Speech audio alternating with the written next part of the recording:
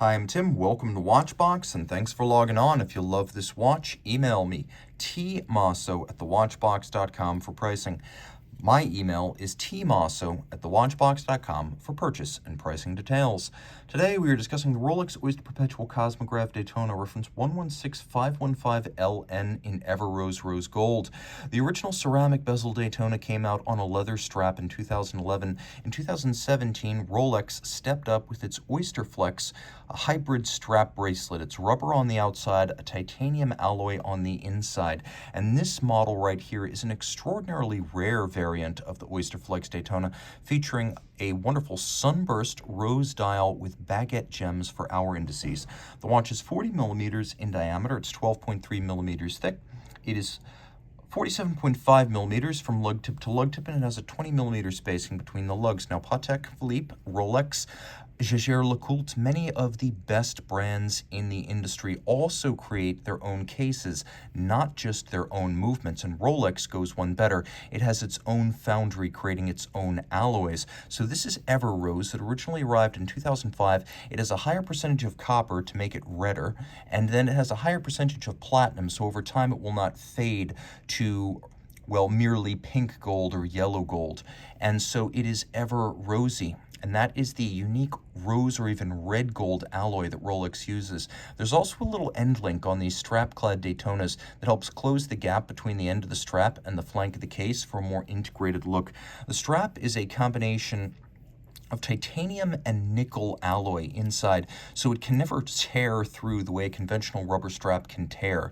And the nickel titanium alloy is very flexible. The one drawback is that it cannot be cut. So Rolex includes a number of different strap size options, but they also build it so it has this bellows-like system underneath to cinch the watch and create a little tension on your wrist to better fit it, so it conforms to your wrist and helps to take up any slack in the fit. You can see that it is formerly called Oysterflex. That is not a nickname. We have a 5 millimeter Easy Link snap-in, snap-out tool-free adjustment. You can also see that there are several divots inside the clasp. I'll do my best to show you this, but there are divot pairs drilled in, so you can use your strap tool to dismount the strap and change its anchoring point in the clasp 3 different ways. So you have 3 different ways to size this: a different Oysterflex strap, Easy Link, and then those 3 sets of divots.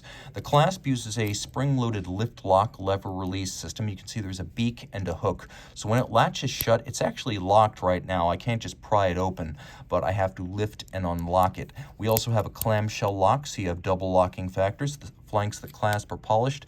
There's a polished straight through on the top with satin shoulders. There's a little kerf underneath the 5-point coronet so I can snap the clamshell up. And then the classic Daytona case, which, truth be told, hasn't changed all that much since the 1988 redesign brought us the first ever automatic Daytona. I would say across the range of Rolex watches, the Daytona probably has changed the least in the last 3+ decades, and that's a good thing. There is no planned obsolescence. We have screw-down crowns, screw-down pushers. The watch is 100 meters water resistant. It has a solid case back. And then we have a ceramic bezel, Rolex's Cerachrome ceramic bezel, super scratch resistant. It features deposits of rose gold. There's a tachymeter scale, which can be used in conjunction with the chronograph to gauge speed, for example, a car over a kilometer. The dial, the hands, all made by Rolex, and Rolex does its own in-house gem setting, which is one of the few fully manual, handcrafted elements left in Rolex's production process. Gem setting is always done manually. So the indices under the baguette gems are rose gold, the crown is rose gold, the hands are rose gold, so they will never tarnish or oxidize over time.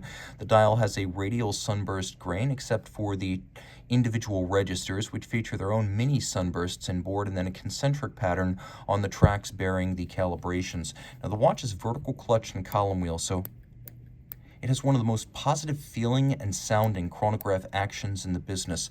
And thanks to the vertical clutch, if you desire, you can leave the chronograph running full time. No hazard, no additional wear and tear. The other advantage of the vertical clutch is that the chronograph always starts without any jump, because vertical clutches are seamless, whereas lateral clutches always have at least some play. The chronograph is joined by a stop seconds function that will halt the watch so you can set it to a reference time. Inside the case, Rolex manufactured caliber 4130 bidirectional winding. The rotor sits on a ball bearing, not a jeweled staff, for better durability.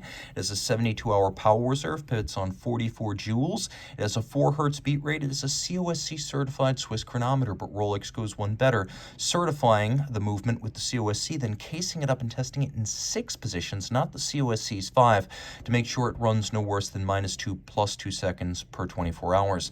The watch is anti-magnetic thanks to a hairspring made of niobium zirconium that is almost amagnetic in nature, and that hairspring is a handmade Breguet overcoil that allows the watch to keep good time in any physical position, whether it's being tested or simply on your wrist. That's the advantage of the centered mass of an overcoil hairspring. Rolex even makes the very lubricants used in this movement. It is a full integrated manufacturer. And though those diamond indices are not luminescent, the hands feature Rolex's proprietary Chromolite Blue Lume. Reach out to Team Mosso at thewatchbox.com for purchase and pricing details.